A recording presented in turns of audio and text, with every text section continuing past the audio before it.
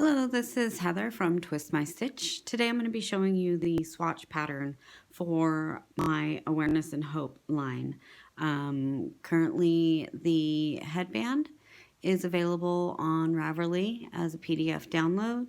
The scarf is available on Ravelry as a PDF download, and I am currently working on the wrap pattern. The wrap and the scarf are written to where they are worked in this trapezoid shape. The current swatch that is on the pattern is a 4x4 square. This here is my new swatch pattern that I'm going to show you how to work. Let's see. This here is the scarf. It has a nice keyhole design where you can take and insert the other end of the tail in through, and it makes a nice ribbon like design, and it's really pretty once it's worn. I've gotten many compliments every time I wear it.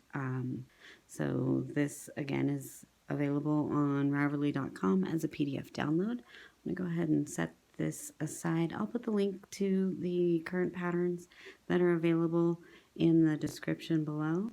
And let's get started on the swatch. I am using a worsted weight yarn for my samples.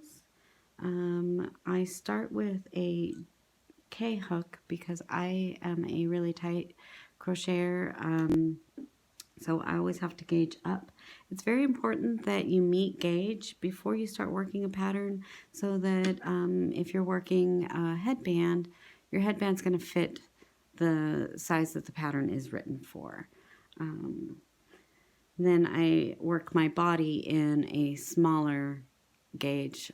This current pattern is written to be worked in a eye hook, but like I say, I am a tight crocheter, so I put this, I wrote the pattern in what an average person would use, but I actually use a larger hook. So let's get started. I'm just going to do the swatch pattern, and I'm going to do a chain of 14 plus 2. 1, 2, 3, 4, 5, 6, 7, 8, 9, 10, 11, 12, 13, 14. Now I switch to my other side. Size for my plus 2. This is the turning chain. Turning chain does not count as a stitch in this pattern. I like to turn my chain over and work into the back ridge of the chain. This side is the V's. You can see the little bump on the back. That is what I call the back ridge.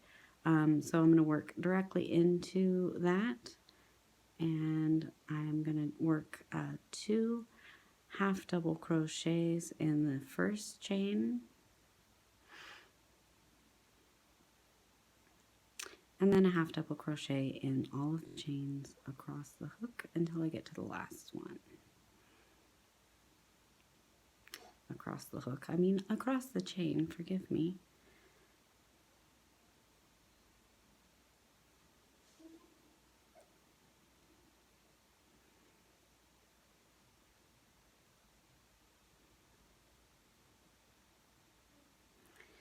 This is not necessarily a beginning video. This is basically just how to work this particular pattern. If you already know how to work a half double crochet, a chain, there are lots of tutorial videos out there that cover how in detail how to work these particular stitches, and I'm not going into that information today. I'm just showing you how to work this particular swatch. So if anybody is confused on how to work this pattern, this hopefully will clarify everything. So I have one more chain on my left on my row that I need to work into. I'm going to work 2 half double crochet into this chain.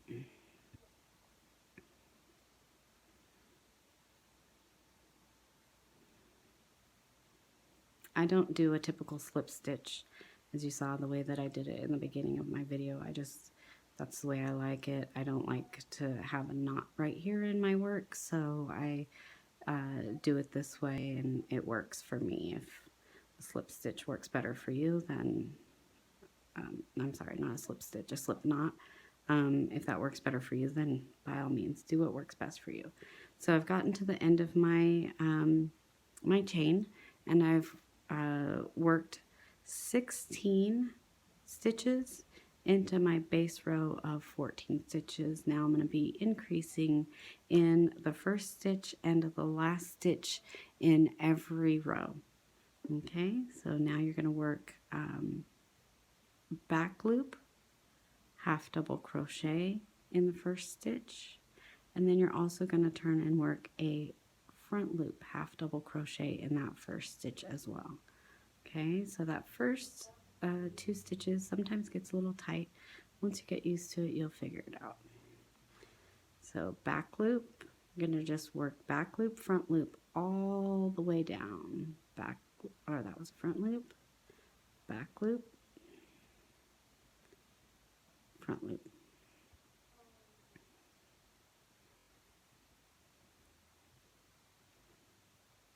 Back loop.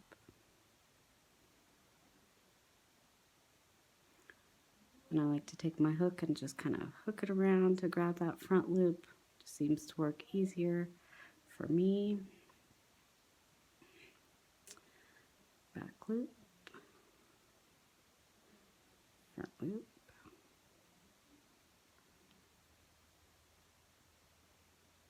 back loop, front loop,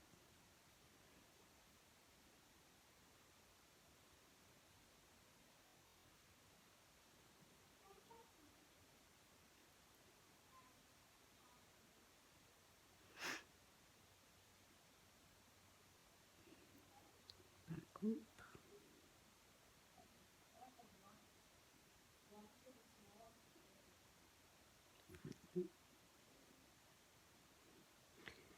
And then you have one more stitch to work into. This stitch will always be a back loop,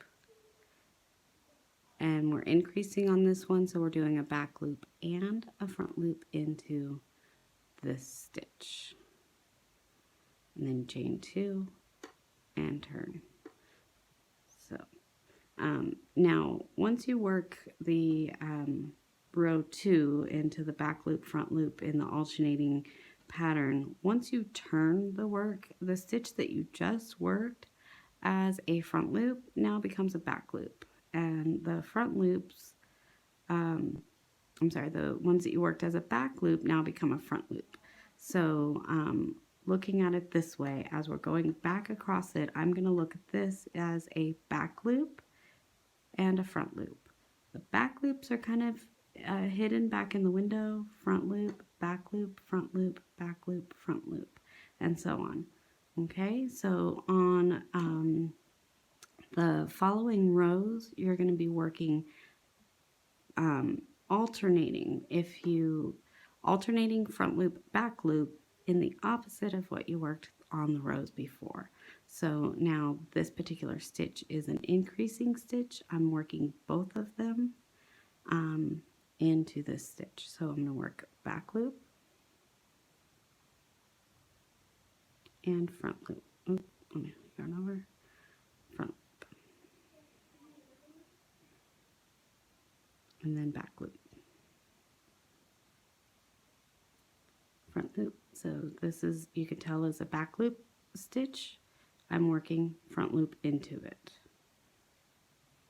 Back loop. Oops, I got an extra.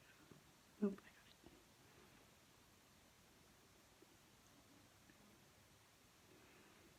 it. So that was back loop, this front loop, back loop, front loop, back loop, front loop, back loop, front loop, back loop, front, back loop, front front loop, back loop,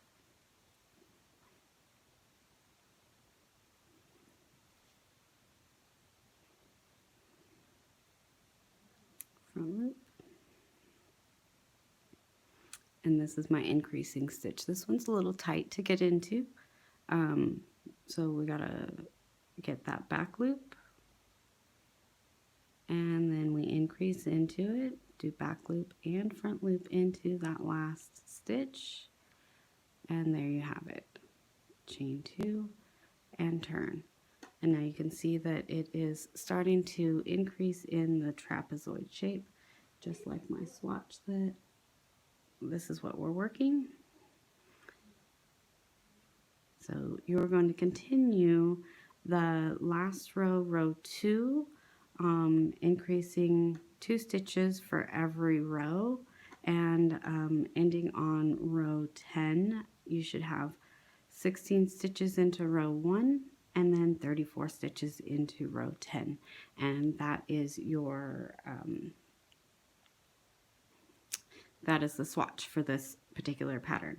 And it measures 4 inches here, it measures 4 inches across the beginning row, and then 9 inches across the finishing row.